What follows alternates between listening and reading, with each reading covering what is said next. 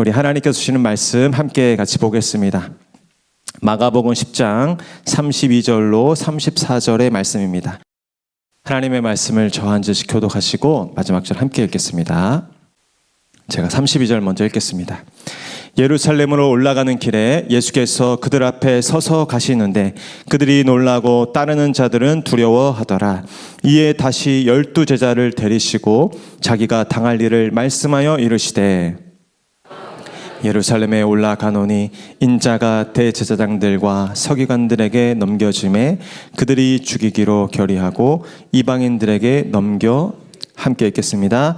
그들은 능욕하며 침뱉으며 책찍질하고 죽일 것이나 그는 3일 만에 살아나리라 하시니라. 아멘. 저는 오늘 예수께서 그들 앞에 서서 가시는데 라는 제목으로 마가복음 강해 말씀 계속해서 이어서 나누도록 하겠습니다. 오늘 우리가 읽은 본문은 예수님께서 세 번째로 그 당신이 겪을 순환에 대해서 예고하시는 본문입니다. 예수님의 삶에는 우리가 상상할 수 없는 어려움과 난관이 가득했던 것입니다. 그러나 예수님은 그 난관들을 묵묵히 걸어가시며 그 길을 끝까지 완수하셨습니다. 생각하면 생각할수록 예수님이야말로 돌파 그 자체이신 삶을 사셨던 것입니다. 하늘의 영광을 버리고 이 땅에 내려오신 것부터가 위대한 돌파고 확장이셨죠.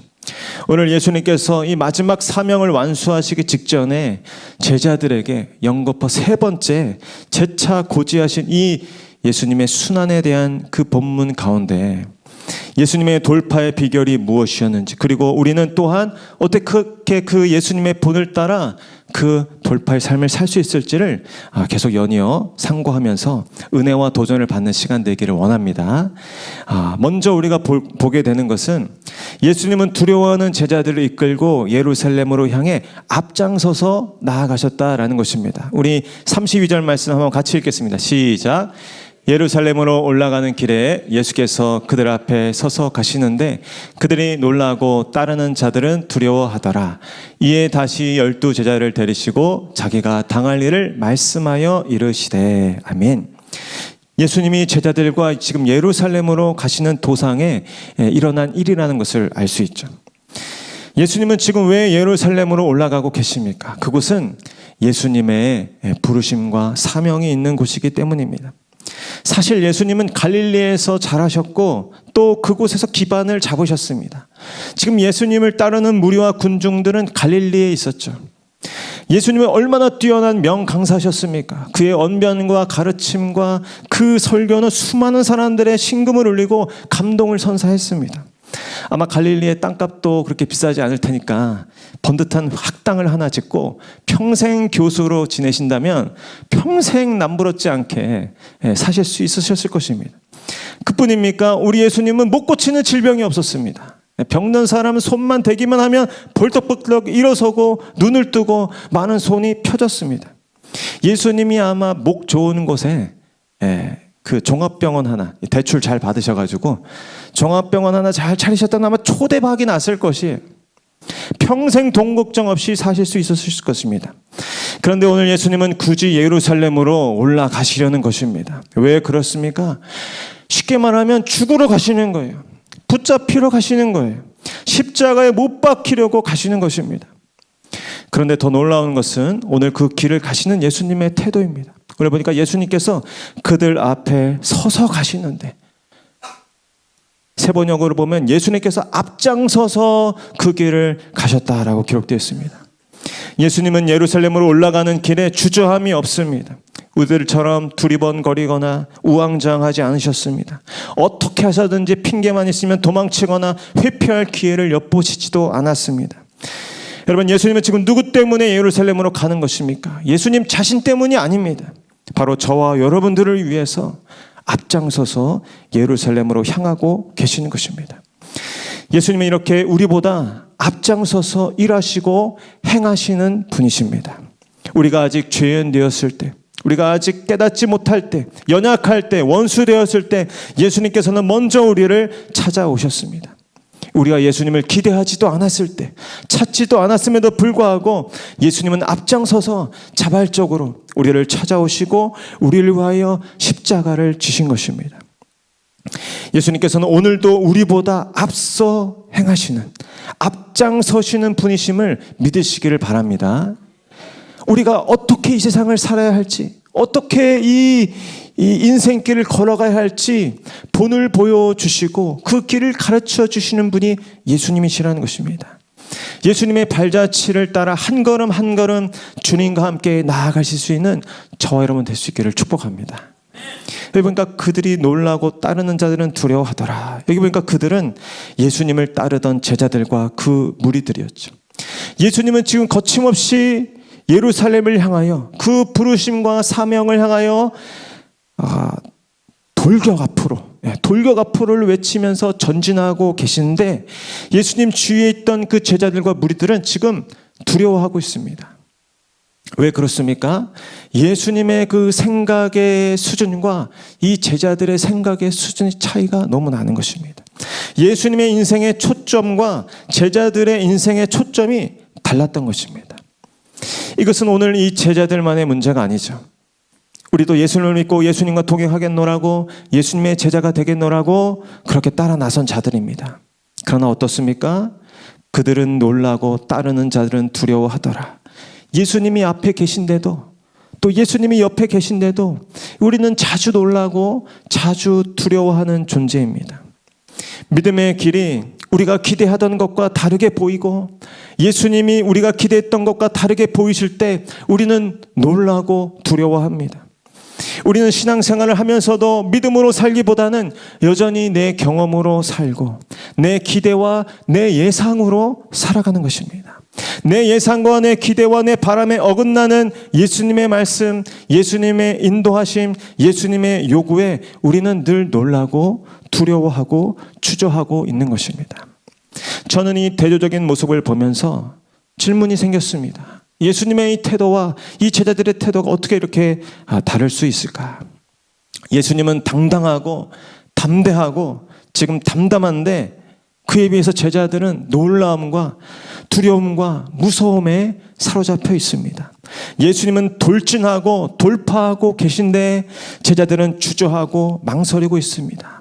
어떠한 차이가 있는 것입니까? 예수님은 하나님의 아들이시니까 당연히 그렇지요. 그렇게 쉽게 이야기할 수도 있을 것입니다. 그러나 예수님은 또한 물론 하나님이셨지만 완전한 인간이기도 하셨던 것이죠. 예수님이 우리와 똑같은 인간이셨음에도 불구하고 어떻게 그의 인생의 난관 앞에 이렇게 돌파하고 돌진할 수 있었을까? 예수님은 참 온유한 분이셨습니다. 제자들이 놀라고 두려워에 사로잡혀서 발걸음을 떼지 못하고 있자 예수님께서 12 제자들을 다시 불러 모으시고 말씀해 주시는 것입니다. 뭔가 데리시고라는 말이 있는데 이것은 친밀한 교제를 위해서 가까이 부른다는 의미입니다. 예수님은 제자들의 그 템포에 자신의 걸음을 맞추셔서 잠시 그 속도를 늦추시고 다시 제자들에게 그 눈을 마주치며 말씀해 주시는 것입니다. 우리가 예수님과 생각이 다르고 예수님의 수준에 미치지 못해서 예수님의 템포를 따라가지 못할 때 예수님께서는 다시 우리를 찾아오셔서 잠시 속도를 늦춰주시고 우리가 숨을 고를 수 있도록 기다려주시는 분이십니다. 우리가 깨닫지 못해서 두려워하고만 있을 때 차분하게 다시 말씀해 주시고 설명해 주시는 분이십니다.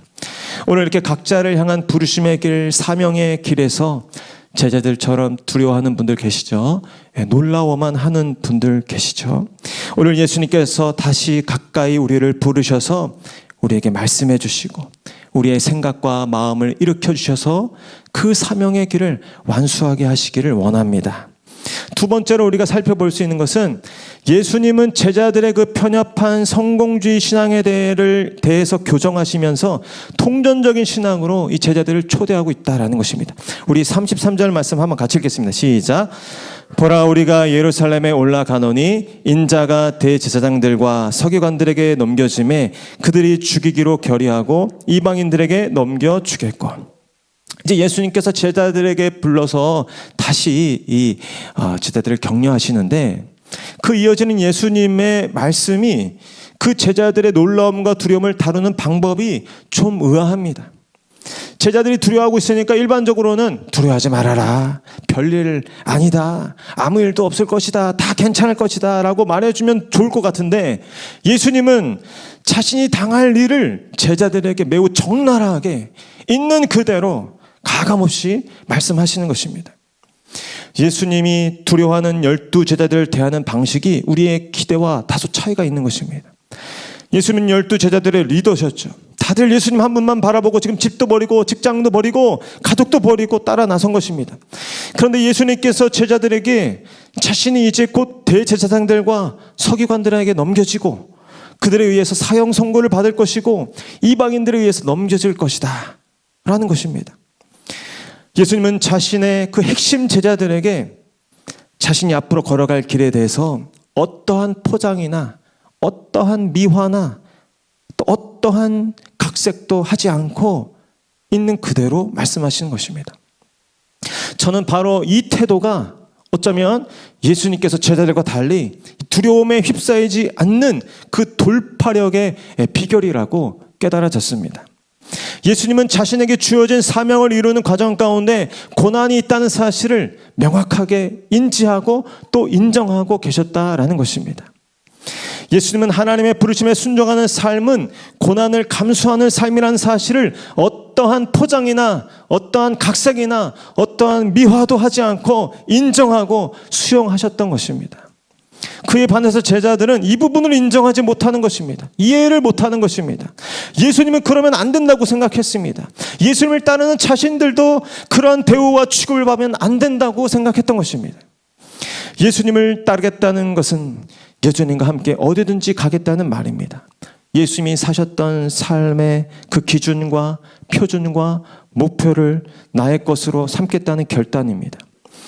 예수님이 제자들에게 이렇게 자신이 당할 일을 감추지 않고 있는 대로 그대로 말씀하신 그 의도가 무엇이었을까요? 예수님은 무슨 이유에서 제자들에게 자신이 받을 그 순환에 대해서 3번씩이나 적나라하게 숨기지 않고 말씀하신 것일까요? 이때까지만 해도 제자들은 예수님께 대한 그릇된 메시아관에 치우쳐 있었던 것입니다. 세상 사람들이 갖고 있는 불신앙도 문제였지만 제자들의 이 치우친 이 그리스도관, 예수님께 대한 태도도 문제였던 것입니다. 제자들은 예수님에게 어떠한 부정적인 일도 일어나서는 안 된다고 생각했습니다. 황홀한 천국의 비밀을 말씀하시고 귀신을 명하여 내쫓으시고 어떤 병도 안수하여 내쫓으시는 그 예수님을 보며 제자들은 예수님이 정말 보통 분이 아니라는 것을 깨달았을 것입니다. 떡 5개와 물고기 2마리로 5,000명을 먹이시고도 12광주를 차게 남기시는 것을 직접 눈으로 보았을 때 제자들은 예수님이 비로소 그들이 기다리던 메시아라는 것을 감격 속에 깨달았을 것입니다. 그런데 그런 예수님이 위험에 처하고 사람들에게 붙잡히고 매를 맞고 침뱉음을 당하고 무기력하게 죽고 만다? 제자들은 그런 무능한 예수님, 그런 무기력한 예수님을 받아들일 수 없었던 것입니다. 예수님이 예루살렘으로 가시면 마치 예수님의 온몸 사방에서 장풍이 나와서 까부는 대제사장들, 서기관들 다 쓰러지고 다 그냥 물리칠 수 있을 거라고 제자들이 생각했는지 모르겠어요. 그런데 예수님께서 그렇게 짐승처럼 끌려다니게 될 거라는 것을 제자들은 인정할 수가 없는 것입니다. 그러나 오늘 예수님께서 제자들에게 다시 한번 분명하게 일러주시는 말씀은 맞다. 내가 그렇게 붙잡힐 것이다. 내가 그렇게 무기력하게 끌려다니게 될 것이다. 그렇게 고난을 받고 매를 맞고 수치를 당하고 결국은 사람들에 의해 십자가에 못 박혀 죽임을 당할 것이다 라고 떨리지도 않는 목소리로 담담하게 말씀하시는 것입니다. 우리는 때로 예수님보다 믿음이 좋아서 예수님께서 행하시는 일들도 자신한테 결제를 받아야 된다는 태도로 살아가기도 합니다. 예수님이 첫 번째 순환을 예고하셨을 때 베드로가 어떻게 반응했습니까? 우리 마가복음 8장 32절, 33절 한번 같이 읽겠습니다. 시작. 드러내놓고 이 말씀을 하시니 베드로가 예수를 붙들고 항변하매 예수께서 돌이키사 제자들을 보시며 베드로를 꾸짖어 이르시되 사탄아 내 뒤로 물러가라. 내가 하나님의 일을 생각하지 아니하고 도리어 사람의 일을 생각하는도다 하시고. 아멘. 항변하다라는 말은 이제 좋게 해석을 했지만 멱살을 잡고 끌고 가다라는 뜻이 있습니다. 우리가 꼭 베드로와 같다는 것입니다. 우리가 받아들일 수 있고 인정할 수 있고 우리 가정, 우리 공동체가 하는 일에 보탬이 되는 예수님은 얼마든지 오케이. 숭배합니다. 예배 드려드립니다. 대우해 드리겠습니다. 그러나 우리의 생각과 다르고 우리의 기대에 못 미치고 우리 교회, 우리 동네, 우리 나라의 어떤 이익에 못마땅한 그런 예수님은 동조하지 않겠다는 것이. 그런 예수님은 삭제하고 싶다는 것입니다. 편집해버리고 싶다는 것이. 우리가 우리의 신앙생활에서 우리의 생각과 반대되고 우리의 예상과 반대되는 일들, 그런 것들, 예를 들면 고난, 어려움, 괴로움, 핍박, 실패, 가난, 질병, 이런 것들을 우리의 신앙의 여정에서 다 제외해버리고 그러한 무결한 삶만이 하나님께서 축복하시고 하나님께서 우리와 함께 하신다는 증거라고 믿는다면 어떤 일이 벌어지겠습니까? 우리는 마치 우물 안에 갇힌 개구리처럼 극히 편협한 신앙에 갇히고 말 것입니다. 우리의 모든 삶의 영역과 모든 시간, 모든 장소, 모든 상황, 모든 방법과 모든 가능성을 통해 일하고 계시는 하나님을 잃어버리고 단지 내 개인, 우리 교회, 우리 동네만을 위한 그런 하나님, 마치 야곱의 삼촌처럼 자기 집을 지키는 신으로 모시고 있던 드라빔처럼 하나님을 편협한 우상으로 만들어버리는 꼴이 될 것입니다. 이런 신앙에서 벗어나려면 우리는 오늘 예수님의 이 말씀하신 비유를 기억해야 할 필요가 있습니다. 오늘 33절, 34절 한번 같이 한번 읽어볼까요? 33, 34절 시작. 보라 우리가 예루살렘에 올라가노니 인자가 대제사장들과 서기관들에게 넘겨짐에 그들이 죽이기로 결의하고 이방인들에게 넘겨주겠고 그들은 능욕하며 침뱉으며 책찍질하고 죽일 것이나 그는 3일 만에 살아나리라 하시니라. 제가 이 말씀을 보면서 조금 이렇게 분류를 해봤어요. 보니까 9대1의 법칙이 좀 보였습니다. 어떤 법칙이냐면 이런 우리가 생각하기에 정말 고난이고 괴로움이라고 여겨지는 굳이 예루살렘으로 가고 대제사장에게 넘겨지고 서기관에게 넘겨지고 죽이기로 결의하고 또 이방인들에게 넘겨지고 능욕당하고 침뱉고 책질하고 죽여당하고 그것이 9입니다. 9. 그런 비율이 마지막에 딱 하나 나와요. 그는 3일 만에 살아나니라. 그러니까 9대1의 법칙인 거예요. 사실은 신앙생활이라는 것은 신앙생활하면서 우리가 높아지고 영광을 받고 박수를 받는 일은 1 정도라면 우리가 수치를 받고 고난을 겪고 반대를 무릅써야 하는 그 모든 역경의 일들은 9라는 것입니다. 어떻게 보면 이것이 솔직한 이 신앙인의 길, 예수의 길이라는 것입니다. 우리는 지금 무슨 길을 가고 있습니다. 무슨 길을 가고 있길래 이렇게 편안한 길을 가고 있는 것입니까? 성공주의 신앙은 여기에 1만이 하나님의 역사와 은혜와 축복이라고 믿고 나머지 9에 해당된 일련의 상황들은 해석할 수가 없습니다. 하나님이 계시지 않은, 하나님의 저주받는 시간이. 여러분, 우리가 가난하던 사람이 사업이 잘 돼서 큰 부자가 되는 것만 하나님의 은혜고 간증거리라고 생각한다면 그거는 오산입니다.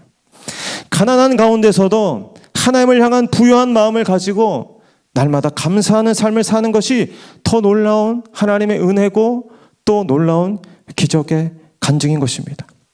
큰 병에 걸렸다가 기적적으로 살아난 것도 은혜의 간증일 수 있지만 큰 병에 걸렸으나 끝까지 하나님을 부인하지 않고 오히려 더 굳은 믿음으로 하나님을 신뢰하고 천국을 소망하며 하루하루를 믿음으로 견디는 것, 그 매일매일, 아니 그 매 순간순간이 기적이고 놀라운 돌파의 간증인 것입니다. 우리가 이 사실을 분명히 깨닫고 이해할 수 있다면 우리는 우리가 이 은혜의 영역이라고 생각하는 한 가지 영역뿐 아니라 나머지 9에 해당되는 모든 일상의 다양한 환경과 상황 속에서도 함께 하시고 여전히 일하고 계신 그 하나님을 만날 수 있는 것입니다. 오늘 예수님은 예수님께 대한 편협한 기대와 신앙관으로 놀라하며 두려워하는 제자들에게 그 좁아진 마음을 넓히고 크신 하나님, 고난과 핍박을 통해서도 놀라운 구원의 역사를 이루어 가시는 그 전능하신 하나님을 향해 눈을 뜨라고 말씀하시는 것입니다. 오늘 저와 여러분도 오늘 예수님의 정난한 순환여교의 말씀 가운데 우리가 무엇 때문에 신앙생활을 하고 있는지, 우리가 믿는 예수님은 과연 나의 삶의 어느 영역 가운데 일하고 계신 분이신지 돌아보면서 우리의 삶의 모든 영역에서 예수님을 인정하고 또 예수님을 만나시는 은혜가 있기를 축복합니다. 예수님께서 오늘 이러한 순환 예고를 계속해서 반복적으로 제자들에게 주고 계신 두 번째 이유가 있습니다. 그것은 예수님은 아무리 많은 고난이 기다린다 하여도 마지막 부활의 승리를 향한 전진을 멈추지 말라고 제자들에게 지금 이 말씀을 하시는 것입니다. 우리 34절 말씀 한 번 더 같이 읽겠습니다. 시작. 그들은 능욕하며 침뱉으며 책찍질하고 죽일 것이나 그는 3일 만에 살아나리라 하시니라. 아멘. 예수님은 제자들이 아직은 다 이해하지 못하고 다 깨닫지 못하고 그렇더라도 이후에는 예수님이 자신이 걸어갔던 그 사명의 길을 걷게 되리라는 믿음이 있으셨던 것 같습니다. 그렇기 때문에 이렇게 반복적으로 제자들에게 알아듣지도 못하는 것 같은 제자들에게 굳이 3번씩이나 이 정말 불편한 이야기를 듣기 싫어하는 이야기를 계속해서 말하고 계시는 거예요. 예수님께서 그 제자들도 형편없는 제자들도 소중한 동역자라고 장차 이 하나님의 나라의 증인들로 쓰임 받을 거라는 예수님의 기대와 신뢰가 있었던 것입니다. 예수님이 이렇게 말씀하시는 것 같습니다. 내가 이제 곧 붙잡히고 끌려가고 능욕당하고 침뱉음 당하고 책찍질 당하다가 결국에는 십자가에 달려 죽을 것이다. 그러나 그런 일들은 두려워할 일이 아니다. 그런 일들은 놀랄 일이 아니다라는 것입니다. 망가지고 깨어진 이 세상에서 하나님의 백성으로 산다는 것, 부름받은 교회로 산다는 것은 본래 그러한 삶이다. 그러한 괴로움과 환난과 핍박은 마치 수학 공식의 그 변하지 않는 상수처럼 이 기본값이라는 것입니다. 그러나 정말 중요한 게 있다. 정말 양보할 수 없는 것이 있다. 정말 결정적인 것이 있다. 무엇과도 바꿔서는 안 되는 것이 있다. 그것은 부활이다. 그것은 최후 승리다. 이 사실을 잃어버리지 말라는 것입니다. 여러분, 이 논리에 동의하십니까? 이 결론에 동의하십니까? 믿음은 다른 것이 아닙니다. 이 논리에 눈을 뜨는 것입니다. 이 결론에 적극적으로 동의하는 것입니다. 99%의 고난보다도 1%의 영광이 더 크고 중대하다고 이해되고 설득되고 깨달아지는 것, 그것이 믿음인 줄로 믿습니다. 예수님은 지금 말씀하시는 것입니다. 고난, 핍박 없는 것이 아니다. 피해갈 생각을 하지 말아라. 그런 꽃길만 걷는 신앙생활은 없다. 뭐든지 내 마음대로 되고 내 예상대로 되고 내 기도대로 되는 것, 그런 기도응답, 그런 예배, 그런 소리 한다면 그건 다 거짓이라는, 속지 말라는 거죠. 그러나 나는 내가 걸어가는 이 신앙의 길, 사명의 길을 조금도 미워하거나 둘러 말하거나 각색하지 않고 너희들에게 있는 그대로 얘기한다. 나는 그럴 필요를 전혀 느끼지 못한다. 여러분, 왜 그러셨습니까? 예수님은 지금 당당하신 것입니다. 예수님은 제자들이 자신이 걸어가는 그 고난의 길, 그 수치의 길, 멸시의 길, 세상에서 환난을 당하는 그 길로 초청하시고 제자들을 초대하시는 일에 전혀 당당하신 것입니다. 부탁하지 않으세요. 애걸하지 않으십니다. 누구든지 나를 따르려거든 자기를 부인하고 십자가를 지고 나를 따르라. 누구든지 나를 따를 테면 따르라. 자신 있게 지금 권면하는 것입니다. 왜 그러실 수 있으셨습니까? 예수님께서는 자신감이 있었어요. 확신이 있으셨어요. 명백한 그 계산값이 있었던 것입니다. 나를 따라오느라 너희들이 받는 고난과 수치와 괴로움이 있겠지만 그 모든 것들보다 나를 따랐기 때문에 결국 받을 그 영광과 상급과 그 존귀가 훨씬 크고 훨씬 가치 있고 비교할 수 없이 찬란하다는 것을 내가 확신한다. 난 그것을 믿는다. 예수님께서는 그 확신과 자신감이 있었습니다. 그들은 능욕하며 침뱉으며 책찍질하고 죽일 것이나 그는 3일 만에 살아나리라. 여러분, 저와 여러분에게도 이 가치 기준의 선명한 기준이 바로 세워지기를 원하는 것입니다. 믿음이 무엇입니까? 저는 믿음이 한 개인에게 부어질 때 이 놀라운 각성이 일어난다는 것을 경험적으로 깨달았습니다. 믿음이 생기고 성령이 충만하면 우리 안에 건강한 이성적인 능력, 판단력, 이해력, 이 논리적인 사고가 확장되는 거예요. 곱하기가 일어나는 것입니다. 세상을 바라보는 공식에 하나님이 개입되니까 세상을 바라보는 시각이 천배 만배 넓어지고 이 고난과 이 역경을 바라보는 관점과 그 풍부한 해석이 천배 만배 넓어지는 것입니다. 영원한 시간 속에서 나의 삶의 모든 현실과 고난과 어려움도 다 해석이 되어버리는 것입니다. 여러분, 예수 믿는데 좋은 대학 못 간 자녀가 부끄럽고 뭔가 쪽팔리십니까? 그럼 뭔가 문제 있는 거예요. 예수님 믿는데도 가난하다는 것이 쪽팔리고 부끄러우십니까? 뭔가 문제 있는 거예요. 참된 믿음이 생기면 전혀 그런 거는 부끄럽거나 쪽팔린 일이 아닌 것입니다. 오히려 정말 부끄러운 일은 좋은 대학에 다니는 내 자녀가 예수님 믿는다는 얘기를 한마디도 못하며 대학생활을 하는 것이 그게 쪽팔리고 부끄러운 일입니다. 온갖 명품으로 내 삶을 치장했지만 내 안에 성령이 계시지 않고 하나님이 계시지 않은 일이 가장 슬프고 수치스럽고 부끄러운 일이 바로 그 일인 것입니다. 고린도후서 4장 16절 18절 우리 한번 같이 읽겠습니다. 시작. 그러므로 우리가 낙심하지 아니하노니 우리의 겉사람은 낡아지나 우리의 속사람은 날로 새로워지도다. 우리가 잠시 받는 환난에 경한 것이 지극히 크고 영원한 영광에 중한 것을 우리에게 이루게 함이니 우리가 주목하는 것은 보이는 것이 아니요 보이지 않는 것이니 보이는 것은 잠깐이요 보이지 않는 것은 영원함이라. 아멘. 여러분, 잠깐의 고난 때문에 낙심하지 마시고 영원한 상급을 바라보시며 용기 내어 걸어가실 수 있기를 축복합니다.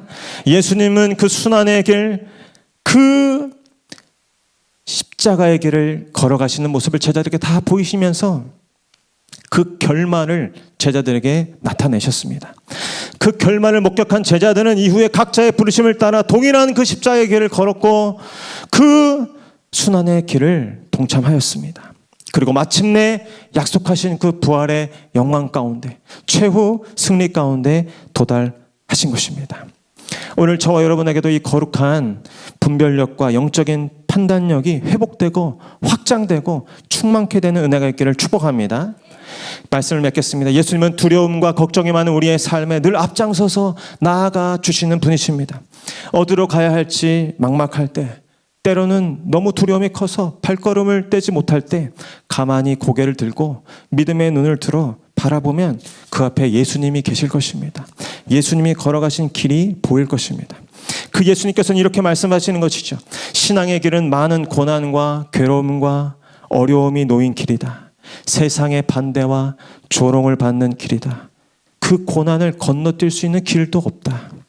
그러나 내가 너와 끝까지 이 길을 간다면, 네가 나와 끝까지 이 길을 간다면 나는 장담하건대 너의 모든 고난과는 비교도 할 수 없는 영광 가운데 너를 이르게 할 것이다. 부활과 영생과 최후 승리를 너에게 줄 것이다. 빼앗기지 않을 것이다. 그러니 내 손을 잡고 나를 믿고 나와 함께 이 좁은 길을 가자. 이 십자가를 지는 길을 가자라고 말씀하십니다. 여러분, 이 생명길, 좁은 길이지만 이 길이 생명길인 줄로 믿습니다. 이 생명길 가운데 주님과 함께 나아가는 그 길을 두려움과 또 우리의 삶의 모든 난관과 고난에도 불구하고 주님 손 붙잡고 담대히 나아갈 수 있는 저와 여러분 될 수 있기를 축복합니다. 하나님께서 그 길을 걷는 자들에게 오늘 함께 하시고 동행해 주실 줄로 믿습니다.